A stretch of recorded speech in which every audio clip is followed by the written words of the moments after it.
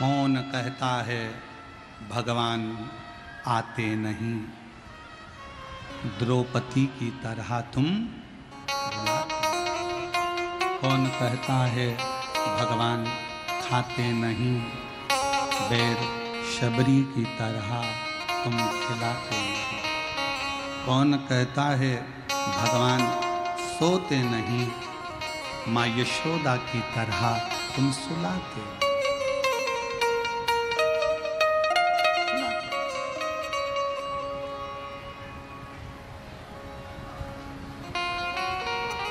किस किस को लाजवाब बनना है?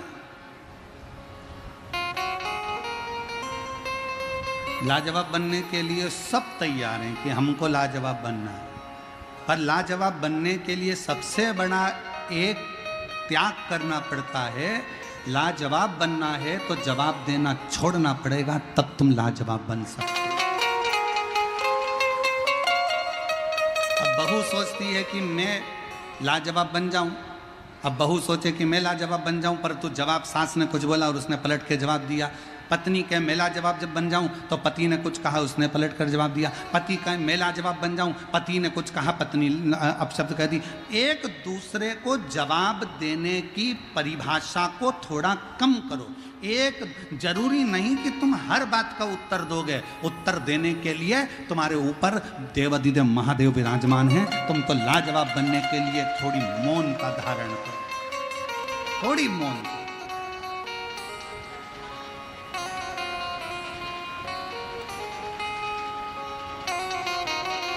धनु राजा के 2 पुत्र थे।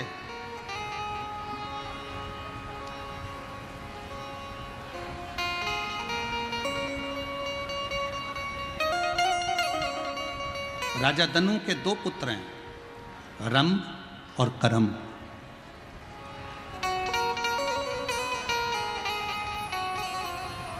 दोनों तप करने गए, तपस्या में लीन होने गए, और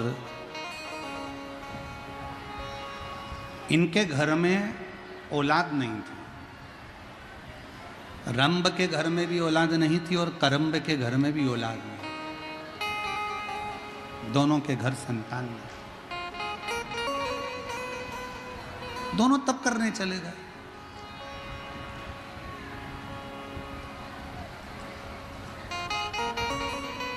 उन्होंने सोचा पृथ्वी पर अगर तप करेंगे तो ये पशु पक्षी, ये मक्खी मच्छर वायुचर ये परेशान करेंगे।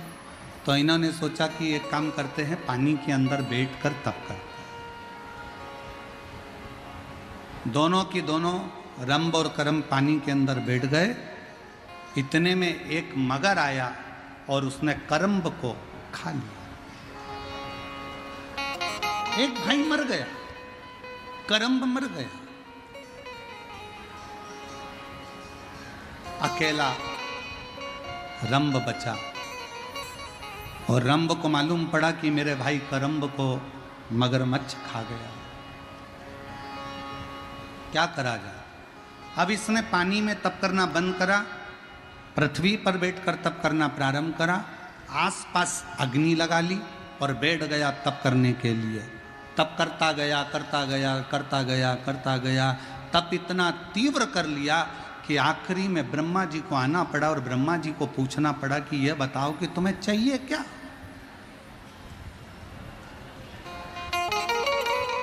जब आप प्रतिदिन रोज शिव के मंदिर में जाकर 1 लोटा जल चढ़ाते रहोगे, रोज शंकर के मंदिर का चढ़ा हुआ जल आचमन करते रहोगे, रोज शंकर के मंदिर में झाड़ू और पोछा लगाते रहोगे, किसी के घर में कोई व्यक्ति रोज काम करे, उससे तनख्वाह की कोई बात नहीं। तुम्हारी दुकान पर कोई व्यक्ति आए, रोज काम करे रोज काम करे रोज काम करे, तनख्वाह की बात नहीं हुई। तुमने तो रोज काम करवाया, तो धीरे धीरे तुम्हारे मन में भाव उत्पन्न हो जाता है। ए बेचारा चाय ला कर देता है, ए बेचारा झाड़ू लगा देता है, मेरी दुकान खोल देता है, तो तुम्हारे मन में भाव आएगा। तुम क्या करोगे? उसको चाय पिलाना चालू करोगे। फिर तुमने सोचा ले 10 रुपये रख लिया कर रोज, 50 रुपये रख लिया कर रोज, सेठ जी ने 50 रुपये देना चालू कर दिया। तनख्वाह की कोई बात नहीं है, ये तो बेचारा ऐसी ओटले पर बैठा था और इसने काम करना चालू करा। सेठ जी झाड़ू लगाना चालू करी, सेठ जी की दुकान पे चाय ला कर दी, सेठ जी का सारा ऑफिस साफ कर दिया। तो सेठ जी के अंदर दया प्रकट हो गई, उसने 25-50 रुपये तनख्वाह के देना चालू कर दिया। उसी तरह जैसे तुम शंकर जी के मंदिर में जाओगे, उनके मंदिर में झाड़ू लगा रहे हो, पोछा लगा रहे हो, जल चढ़ा रहे हो, उसकी ज्वारी लगा रहे हो, उसका श्रृंगार कर रहे हो, आचमन कर रहे हो जल का, तो एक ना एक दिन भगवान शंकर के मन में भी आ जाता है कि इसको तनख्वाह कुछ ना कुछ देना चाहिए, इसको कुछ ना कुछ देना चाहिए। और तेरे मंदिर में आना मेरा काम है, मेरी बिगड़ी बनाना तेरा काम। तेरी चौखट पर मैं आ ही गया, मुझे दर्शन दिखाना तेरा। एक पत्र है,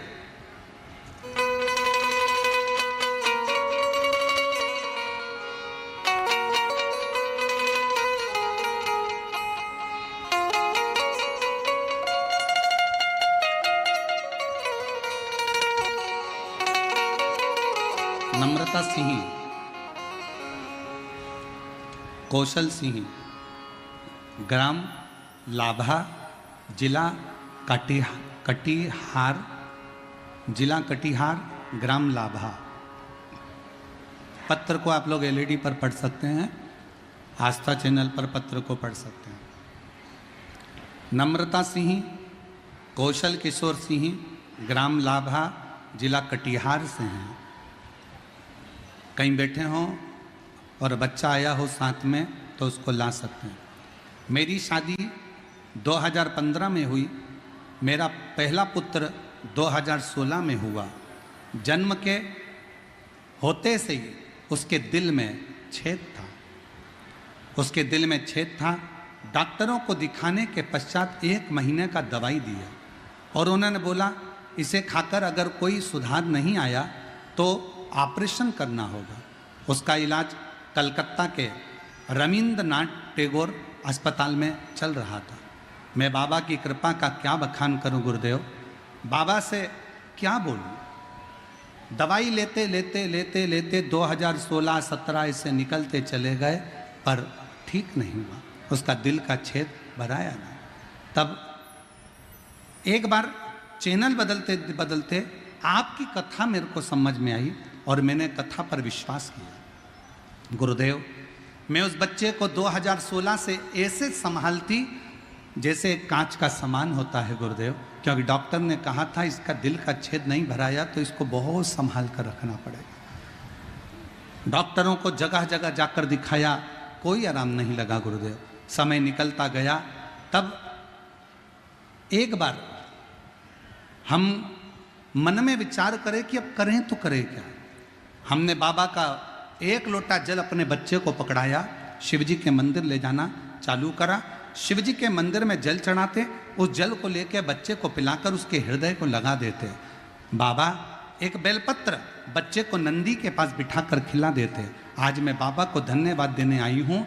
दूसरी बार जब हम वापिस कलकत्ता के हॉस्पिटल में दिखाने के लिए पहुँचे तो डॉक्टरों ने कह दिया अब तुम्हारे बेटे का जो दिल में छेद था वो भरा गया है, ऑपरेशन की जरूरत नहीं है, ऑपरेशन की जरूरत नहीं है। आज मेरा बेटा पूर्ण तरह से स्वस्थ हो गया गुरुदेव। हम बाबा को पंडाल में कथा सुनाने के लिए लेकर आए हैं और यहाँ प्रणाम करने के लिए आए हैं। और तेरी कृपा का क्या है भरोसा, कब किस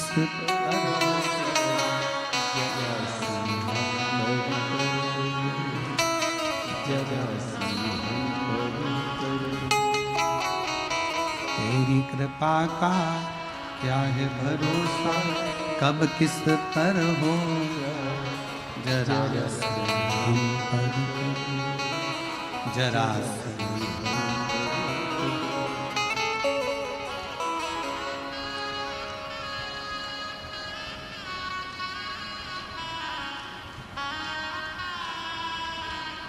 सबका कल्याण। तूने ऐसी दुनिया में कौन है जिस पे कृपा ना करी, जिस पे तूने करुणा ना करी। ब्रह्मा ब्रह्मलोक में, भगवान विष्णु बैकुंठ लोक में, पर इस पृथ्वी का तो एक ही देव है, और इस पृथ्वी का वो देव अधिदेव महादेव है, जिसका एक लोटा जल हमारे जीवन की सार्थकता सिद्ध कर देगा। सार्थकता सिद्ध।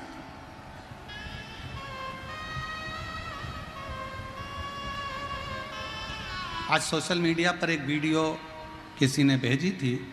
एक माँ यहाँ अपने बच्चे को कथा सुनाने के लिए लेकर आती है, एक पत्नी अपने पति को कथा श्रवण कराने के लिए लेकर आती है, एक माँ अपने बेटे को कथा सुनाने के लिए लाती है।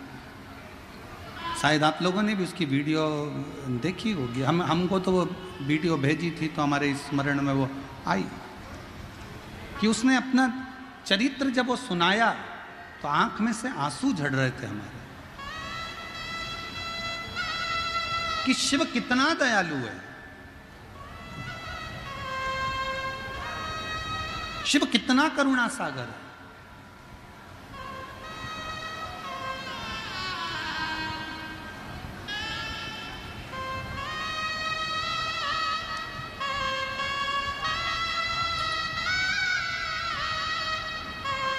सुषमा देवी, पति विजय शंकर झा, पंच गढ़िया, सहरसा, बिहार से हूँ। मेरा पति का एक्सीडेंट हो गया था, वो बेड पर ही थे कि मेरा छोटा बेटा अनीश का 8/6/2024 को एक्सीडेंट हो गया। सहरसा में भर्ती किए, डॉक्टर रेफर कर दिए, विराटनगर नेपाल न्यूरो में भर्ती किए। डॉक्टर बताया कि इसके ब्रेन की, मस्तिष्क की हड्डी के 36 टुकड़े हो गए। ब्रेन की हड्डी के 36 टुकड़े हो गए। ऑपरेशन करते लेकिन बचने का कोई चांस नहीं है,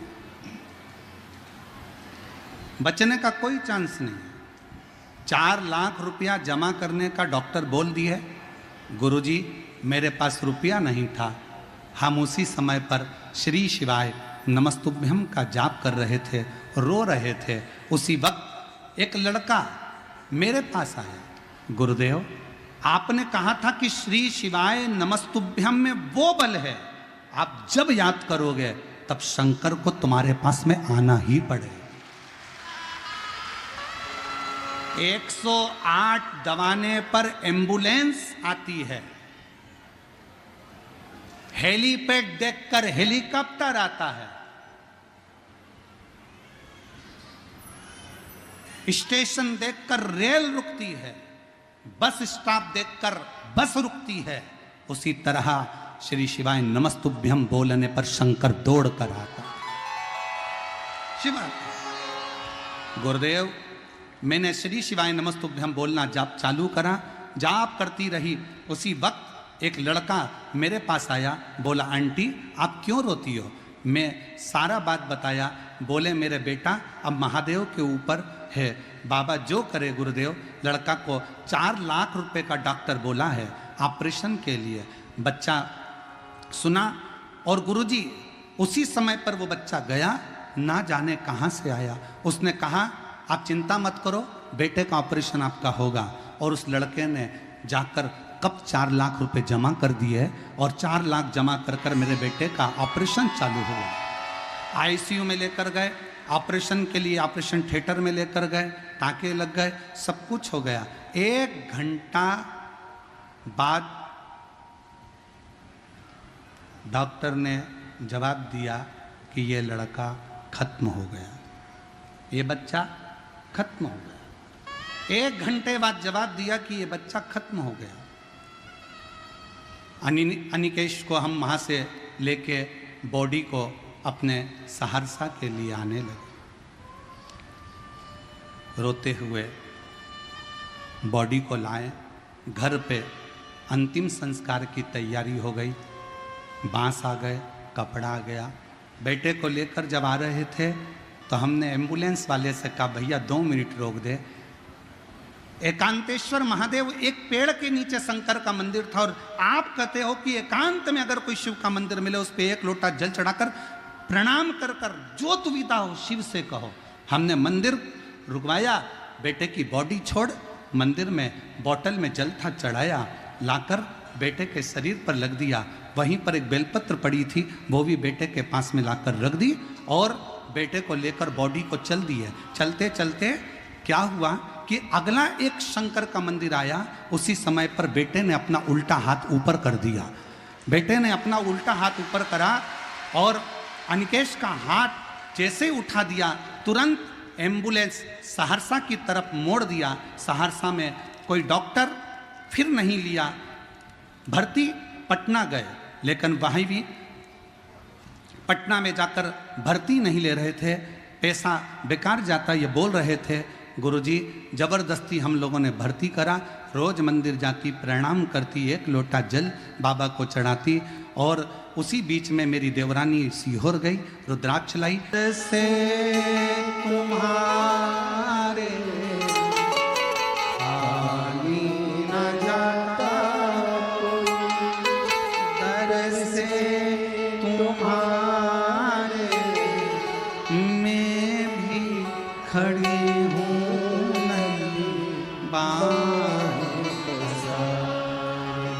अपने हृदय से लगा लो, लगा लो, गिरा जा रहा हूँ, भोले अपने हृदय अब तो ना गिरी जा रही